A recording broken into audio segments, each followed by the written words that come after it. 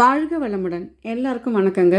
இன்றைய பதிவில் நாம் பார்க்க இருப்பது கனக செண்பகம். நம்ம எலாங் சொல்லணும் இல்லைங்களா, அந்த செடியை நான் ஒரு வருஷத்துக்கு முன்னாடி ஆன்லைனில் தாங்க வாங்கினேன். இந்த செடி நான் எப்போவுமே தோட்டத்துக்கு காலையில் சாயந்தரம் 2 தடவை போய் பார்த்துட்டு வந்தால் தான் எனக்கு திருப்தி. இந்த கனக செண்பகம் பூக்க ஆரம்பிக்கும் போது ஒரு 5-5:30 மணிக்கு போனேன்னா அவ்வளோ ஒரு மாடி ஃபுல்லுமே அவ்வளோ ஸ்மெல், நல்ல ஒரு பழ ஸ்மெல். அந்த அந்த வாசனை என்னென்ன சொல்ல முடியாது, ஆனால் ரொம்ப நல்லா இருக்குங்க. நான் என் தோட்டத்தில் நிறைய பூச்செடிகள் வச்சுருக்கேன், இருந்தாலும் அதிலெல்லாம் இல்லாத அளவுக்கு வாசனை இந்த எலாங் பூக்களில் இருந்ததுங்க. கிருஷ்ணகமலை கூட வச்சுருந்தேன், அது கூட கிட்ட போனால் தான் வாசனை. ஆனால் இந்த செடியை பொறுத்த வரைக்கும் நம்ம தோட்டத்து ஃபுல்லுமே அவ்வளோ வாசனையாக இருந்ததுங்க. இந்த செடியை நான் ஆன்லைனில் தாங்க வாங்கினேன். இதனுடைய வளர்ப்பு முறையில் மண்கலவை என்ன, இந்த நிறைய பூக்கள் பூக்கிறதுக்கு என்னென்ன உரங்கள் தந்தேன் என்பது பற்றியும், இதில் அதிக அளவில் இந்த பூக்களில் அதிக அளவு மருத்துவ குணங்கள் இருக்குங்க, அதை பற்றியும் இந்த பதிவில் நாம் விரிவாக பார்க்கலாங்க. பதிவுக்கு போகிறதுக்கு முன்னாடி மெட்ராஸ் டெரஸ் கார்டன் சேனலை புதுசாக பார்க்குறவங்க சப்ஸ்கிரைப் பண்ணிக்கிங்க. வீடியோ முழுமையும் பார்த்து பிடித்திருந்தால் லைக் பண்ணுங்கள், ஷேர் பண்ணுங்கள். இந்த கனக செண்பகத்துக்கு ஆங்கிலத்தில் எலாங்னு சொல்லுவாங்க. இதுக்கு நிறைய பேர்கள் இருந்தாலும் இதனுடைய தாவரவியல் பெயர், பொட்டானிக்கல் நேம் கனன்கா ஓட்ரேட்டா. இது ஆனோனேசி ஃபேமிலி, அந்த குடும்பத்தை சேர்ந்ததுங்க. இதனுடைய தாயகம் பிலிப்பைன்ஸ். இந்த கனக செண்பகத்தை நிறைய ஹைப்ரிட்னு சொல்லி எல்லா நர்சரிலையும் சொல்கிறாங்க, ஆனால் இது ஹைப்ரிட் கிடையாதுங்க. இது வெப்பமண்டலத்தில் மழைக்காடுகளில் பெரிய மரமாக வளரக்கூடிய தாவரம். அதாவது 20 அடிக்கு மேலே உயரமாக வளரக்கூடியதுங்க. வருடத்துக்கு 5 அடி வேகமாக வளரும். இது இந்த நம்மளுடைய செண்பகம் இருக்கு இல்லைங்களா, அதே மாதிரி மரமாக இது வளரும். நீங்கள் பார்க்குற இந்த செடி ஏர் லேயரிங் செடிங்க. இது ஆன்லைனில் தாங்க வாங்கினேன். இந்த கனக செண்பகத்துக்கு சூரிய ஒளின்னு பார்த்தீங்கன்னா 6 மணி நேரம் நல்ல சூரிய ஒளி படுற இடத்துல தாங்க வளர்க்கணும். சாயில் மிக்ஸ்ன்னு பார்த்தீங்கன்னா மண்கலவை, இதனுடைய சாயில் pH லெவல் 6 to 7, அதாவது அமிலத்தன்மை உள்ள மண்ணில் தான் இது ரொம்ப நல்லா வளருங்க. இதனுடைய மண்கலவை களிமண் 1 பங்கு எடுத்துங்க. களிமண் பூமியில் ரொம்ப நல்லா வளரும். 1 பங்கு செம்மண், 1 பங்கு தொழு உரம், 1 பங்கு மணல் கண்டிப்பாக சேர்த்துங்க. ஏன்னா எப்போவுமே மரம் வகை செடிகளுக்கெல்லாம் மணல் கண்டிப்பாக சேர்த்துக்கணுங்க. கொஞ்சம் ஒரு கைப்பிடி வேப்பம் புண்ணாக்கு, நல்ல காஞ்ச இலைகள் இருந்தால் ஒரு 2 பங்கு போட்டுக்கோங்க. கொக்கோபிட் தேவையில்லைங்க, ஏன்னா அதில் நிறைய ஈரம் பட்டுகிட்டே இருக்கும்போது உங்களுக்கு வேரழுகல் நோய் வந்துடுங்க. அதனால் ஒரு 2 டீஸ்பூன் சுண்ணாம்பும் போட்டுக்கோங்க. அடுத்ததாக இதனுடைய பாட் சைஸுன்னு பார்த்தீங்கன்னா நான் 14 இன்ச் பாட் தாங்க வச்சுருக்கேன். நீங்கள் ஒரு 18 இன்ச் பாட்டில் வைக்கலாம். வச்சுன்னா இது கொஞ்சம் நல்லா பெருசாக வளருங்க. அடுத்ததாக தண்ணின்னு பார்த்தீங்கன்னா மண்ணில் ஈரப்பதம் இருக்கணுங்க. அந்த மண் வறண்டு போயிடுச்சுன்னா அந்த வேர்கள்லாம் பிடிமானம் இல்லாமல் செடி ஸ்ட்ரெஸ் ஆகிடும்.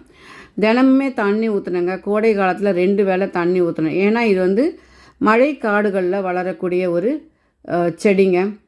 அடுத்ததாக நீங்கள் தரையில் வச்சுருந்தீங்கன்னா ஈரப்பதத்தை பார்த்து தண்ணி ஊற்றினா போதுங்க.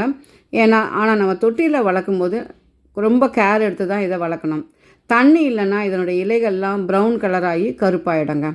அடுத்ததாக உரம்னு பார்த்தீங்கன்னா ஆர்கானிக் உரம்னு பார்த்தீங்கன்னா வாழைப்பூ கரைசல் நல்ல ரிசல்ட் கொடுக்குதுங்க. அந்த வாழைப்பூ மடல் இருக்கு இல்லைங்களா, அதெல்லாம் கட் பண்ணி நல்ல ஒரு 5 நாள் ஊற வச்சு நீங்கள் அந்த தண்ணியை ஊற்றலாம். வாழைத்தண்டு நம்ம வேண்டாம் தூக்கி போடுறோம் இல்லைங்களா, அது, அப்புறம் வாழைப்பழத்தோல், இதை நல்லா கட் பண்ணி அதை நல்லா ஊற வச்சுட்டு அந்த தண்ணியை வடிகட்டி இதுக்கு போடலாங்க.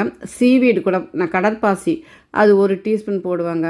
1 மாதம் அதை மாற்றி போடுவேன். நான் 1 மாதம் இந்த மாதிரி பழக்கரைசல் அது மாதிரி போடுவேன். ஒரு தடவை கடற்பாசி உரமும் போடுவேன். அப்புறம் கெமிக்கல்னு பார்த்தீங்கன்னா டிஏபி ஒரு 1/2 டீஸ்பூன் போடலாங்க. NPK 19-19-19 இது எல்லா ஆன்லைன்லலாம் விற்கிதுங்க. ஒரு 1/2 டீஸ்பூன் ஒரு மாதத்துக்கு ஒரு தடவை நீங்கள் போட்டால் போதும். நிறைய பூக்கள் பூக்கும். ஒரு இலைக்கு ஒரு பூக்கள்னு வருதுங்க. நிறைய பூக்கள் இருக்குது, நீங்களே பார்க்குறீங்க இல்லைங்களா. இது அடுத்ததாக பூச்சி தாக்குதல், நோய் தாக்குதல்னு பார்த்தீங்கன்னா தண்ணீர் ரொம்ப அதிகமாகச்சுன்னா வேரழுகல் நோய் வந்துடும். இது எல்லா செடிக்குமே தண்ணி அதிகமாக தேங்கக்கூடாதுங்க. தேங்கினா வேரழுகல் நோய் வந்துடும். அடுத்ததாக இதுக்கு லீஃப் பீட்டல், அதாவது இலை வண்டுன்னு அந்த பூச்சி இந்த இலையெல்லாம் கடிக்கும். அந்த இலையிலெல்லாம் ஓட்டையாக ஏற்படுத்துங்க. இதுக்கு நீங்கள் மருந்து எதுவுமே ஸ்ப்ரே பண்ணணும்னு அவசியமே இல்லைங்க. பாதிக்கப்பட்ட இலையை மாத்திரம் கட் பண்ணிவிடுங்க. போதும், திருப்பி வேறு இலைகள் வந்துடும். அடுத்ததாக இந்த குளிர்காலத்தில் மழை காலத்துலலாம் அந்த ஈரம் பட்டுகிட்டே இருக்கிறதுனால பவுட்ரி மில்டியூ, அதாவது சாம்பல் நோய் ஏற்படுங்க. அந்த இலைகள் மேலெல்லாம் டால்கம் பவுடர் அப்படியே தூவுனா மாதிரி இருக்கும். அதுக்கு நீங்கள் 1 பங்கு பச்சை பால், அது எந்த பாலாக இருந்தாலும் பரவாயில்லைங்க, கவர் பாலாக இருந்தாலும் பரவாயில்ல, 1 பங்கு எடுத்துக்கோங்க. 10 மடங்கு தண்ணியை கலந்து செடிகள் மேலே ஸ்ப்ரே பண்ணுங்கள், சரியாயிடும். இந்த எலாங் செடியை 2 3 வருஷம் ஆனவுன்னா கண்டிப்பாக நம்ம ரீபாட் பண்ணணுங்க. இந்த செடியில் எல்லா செடியுமே அப்படி தான் பண்ணணும். பழச்செடிகள் எல்லாமே உங்களுக்கு புது மண்கலவை போட்டுட்டு அந்த தேவையில்லாத வேர்கள் எல்லாம் கட் பண்ணிவிட்டு வைக்கும்போது நிறைய கிளைகள் வரும், பூக்களும் அதிக அளவில் பூக்கும். பூக்கள் பெருசு பெருசாக பூக்குங்க. அடுத்ததாக எப்போவுமே மர வகை செடிகளை நம்ம மாடியில் வளர்க்கும்போது தொட்டியில் 5 அடிக்கு மேலே வளர விடக்கூடாதுங்க. கட் பண்ணி விடணும். ரொம்ப பெருசாக வளர்ந்துருச்சுன்னா இந்த சத்துக்கள் முழுமையாக அந்த செடிகளுக்கு போகாது. அடுத்ததாக இந்த எலாங்கில் எண்ணெய் தயாரிக்கிறாங்கங்க. ஆனால் இந்த எண்ணெய் ரொம்ப காஸ்ட்லி. அதுலேருந்து வாசனை திரவியங்கள், தோல் சம்பந்தமான நோய்களை தீர்க்கறதுக்கு மருந்துகள், அப்புறம் முடிக்கு க்ரீம்ஸ், லோஷன்ஸு, ஆஸ்மா, பிபிக்கெலாம் நிறைய மருந்துகள் இந்த எலாங் பூலேருந்து தயாரிக்கிறாங்கங்க. அடுத்ததாக ரொம்ப முக்கியமானது, நம்ம சில விஷயத்தில் நம்மளுடைய பர்சனலை பகிர்ந்து கொள்ள முடியாது. அந்த மாதிரி மனசுக்குள்ளேயே நம்ம வச்சிட்ருக்கும்போது மன அழுத்தம், சோகம், இதனால் ஒரு பதட்டம்லாம் ஏற்படும். எப்பவுமே இந்த மாதிரி நம்ம மனசுக்குள்ளே வைக்கும்போது இதுதான் மற்ற நோய்களுக்கு மூல காரணமாக ஆவாங்க. அந்த மாதிரியானவங்க இந்த ஆயிலை முகர்ந்தால் நல்ல ஒரு மகிழ்ச்சியை தரும், ஒரு புத்துணர்ச்சி ஏற்படும்னு சொல்கிறாங்க. ஆனால் இந்த எண்ணெய் ரொம்ப விலை அதிகம். நான் இந்த பூக்களை தான் நான் முகர்ந்து பார்ப்பேங்க. அப்போவே ஒரு நல்ல ஒரு புத்துணர்ச்சியாக இருக்கும். வேறு எதுவுமே யோசனைலாம் எதுவுமே வராது. இதுக்கு காரணம் என்னென்னா, நம்ம எப்பவுமே ஸ்ட்ரெஸ்ஸு, இந்த மாதிரி படபடப்பு, சோகமாக இருக்கும்போது நம்ம மூளையில் இந்த டோபாமைன் அண்ட் செரோட்டோனின், அந்த மகிழ்ச்சியை தரக்கூடிய அந்த கெமிக்கல்ஸ் அதை வேதியியல் மூலக்கூறுகள் ரொம்ப சுரக்காது, கொஞ்சமாக தான் சுரக்கும். நீங்கள் இந்த பூவை முகர்ந்தும் போது அங்கே அந்த கெமிக்கல், அந்த வேதியியல் மூலக்கூறுகள் ரசாயனம் இதுவாகும். சுரக்கும்போது நமக்கு புத்துணர்ச்சியை கொடுக்கும், நம்மளுக்கு ஒரு மகிழ்ச்சியாக இருக்குங்க.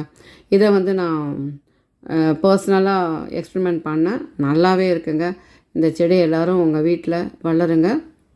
அடுத்ததாக இந்த எண்ணெய், இந்த பூவை முகரும்போது சிலருக்கு பக்க விளைவுகள், சைடு எஃபெக்ட்ஸ் ஏற்படுங்க. யாருக்குன்னா ப்ரெக்னென்ட் லேடிஸ், அந்த கர்ப்பமாக இருக்கிறவங்க, தாய்ப்பால் கொடுக்குற தாய்மார்கள் இதை முகர்ந்து பார்க்க வேண்டாம், சில சைடு எஃபெக்ட்ஸ் ஏற்படும் சொல்கிறாங்கங்க. அடுத்ததாக இந்த பூ சாயந்தரத்தில் தான் பூக்குதுங்க, 5லேருந்து 5:30 மணிக்கு நல்ல வாசனை வருங்க. காலையிலலாம் வாசனைலாம் வராது. அப்புறம் இந்த பூவை நம்ம பறிச்சுட்டு வீட்டில் ஒரு கிண்ணத்தில் தண்ணி வச்சுட்டு அதில் இந்த பூவெல்லாம் போடும்போது வீடு ஃபுல்லாக ஒரு நல்ல வாசனை, ஒரு பாசிட்டிவ் எனர்ஜி வருதுங்க. இது பராமரிப்பு அவ்வளோவா தேவைப்படாத இந்த செடியை ஆன்லைனில் தான் நான் வாங்கினேங்க. உங்கள் நர்சரியில் ஏதாவது விற்றாங்கன்னா வாங்கி வளருங்க. ரொம்ப ஈஸியாக வளரும். நிறைய பூக்கள் உதிர்வே கிடையாதுங்க. ஒரு இலைக்கு ஒரு பூ வந்துக்கிட்டே இருக்குது. சரி, இந்த பதிவு உங்களுக்கு உபயோகமாக இருக்கும் நம்புகிறேங்க. பிடிச்சிருந்தால் லைக் பண்ணுங்கள், ஷேர் பண்ணுங்கள், சப்ஸ்கிரைப் பண்ணுங்கள். தேங்க்ஸ் ஃபார் வாட்சிங். வாழ்க வையகம், வாழ்க வளமுடன்.